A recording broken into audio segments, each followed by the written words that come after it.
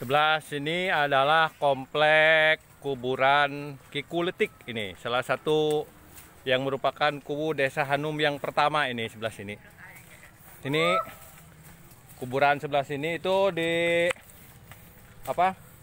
merupakan kuburan dari kepala desa Hanum sebelah sini.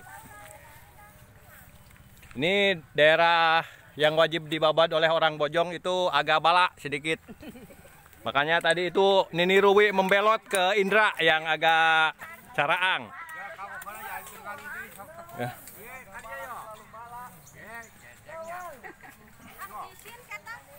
Itu ada juga yang santai-santai saja malah merokok sementara ibu-ibunya rajin bekerja. Ya beginilah, rokoknya swadaya itu kayaknya, entah dari RT entah swadaya, saya tidak tahu itu.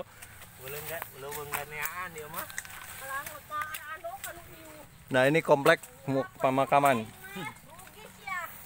Dan sebelah sini adalah komplek pemakaman Kuwu Onder, kalau tidak salah. Ini adalah Kuwu Desa Hanum yang kelima atau keempat. Sebelah sini.